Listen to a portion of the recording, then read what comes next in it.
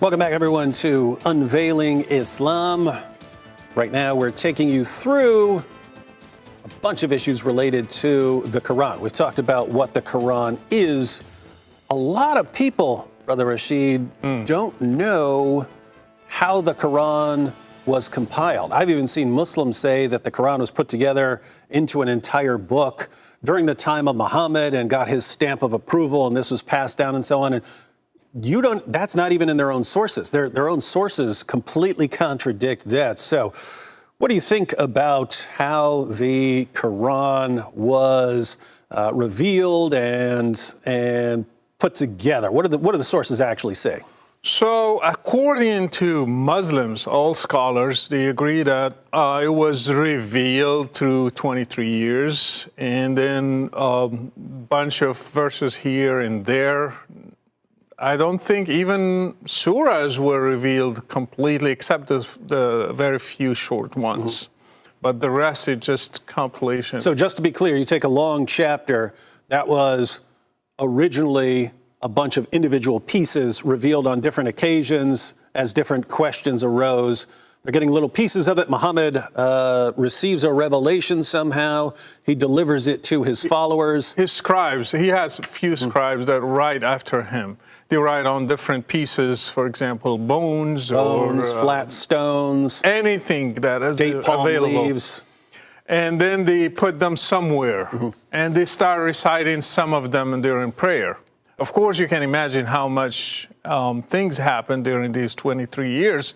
They had wars, they had raids, they had problems, they had all kind of stuff, and the material was not that abundant.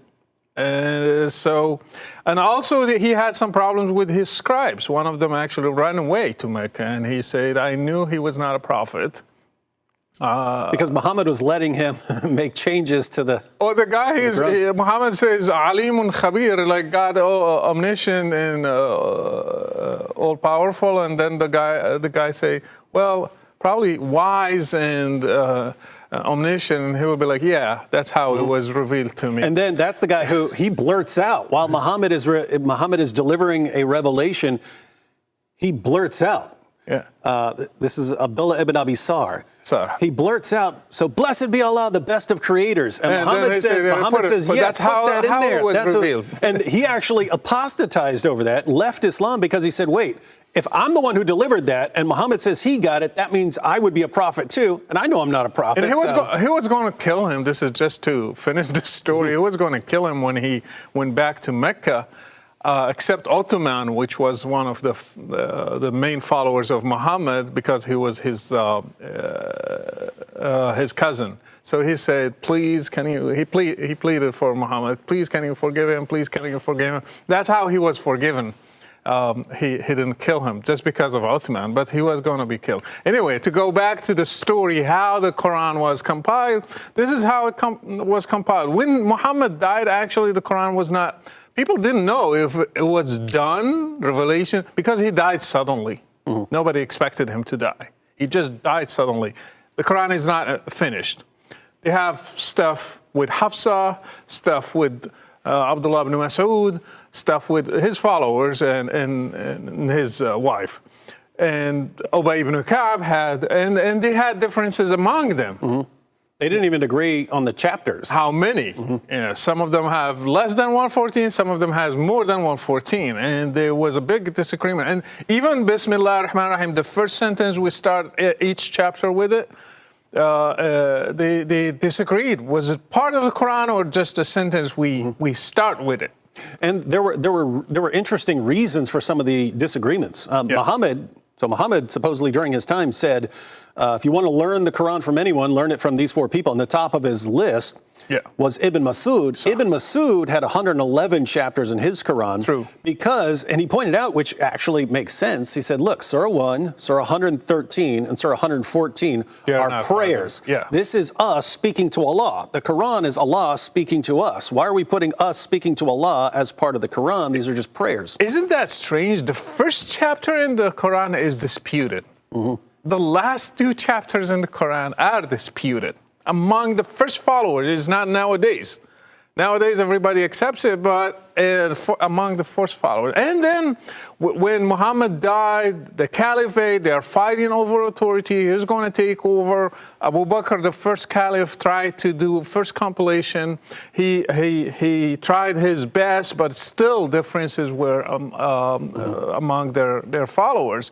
So when Omar came, and then after that Ottoman came, then he said, you know what? This is going to cause a lot of trouble. I have to eliminate all other copies and keep just one. So he burned all the Quran. The Quran burning is not really recent in Sweden. It started the first. That was the original Quran burning. Exactly. So he burned all the other versions, and then he made copies. And he sent them all to the places where the main cities of Islam, in Egypt and Baghdad and Syria and other places. The problem, we don't have even that today. We don't have that copy that Ottoman said this is the main copy. We have copies of the copies. All manuscripts we have today, they are for a later time, almost a century after after Muhammad, or even more. And this is actually, I mean, it's actually pretty simple for people to get their minds around the big picture of how this is working here. And what's amazing is it's difficult to find Muslims who aren't scholars who actually know about this. But, we look at the Quran and we think book. It's a book. They early on, according to their sources, viewed it as something to be recited. When you talk about the Quran being written down on flat stones and bones, I'm not thinking, oh, that's pages of a book. No. They're not writing this down as pages of a book. They're writing this down as aids to memory. This is to help you memorize it, right? In other words, the scribe writes it down. Then someone has it in their home, and they can actually, keep reciting it. For people who, the people who could actually read could recite it to others, and then they could actually memorize it. So the Quran, they're not even thinking of the Quran as this physical book. It's just something to be memorized. And then it's the people who died in battle after Muhammad's death. Then Abu Bakr is sending out people to fight the apostate wars, and a bunch of people who had parts of the Quran memorized die.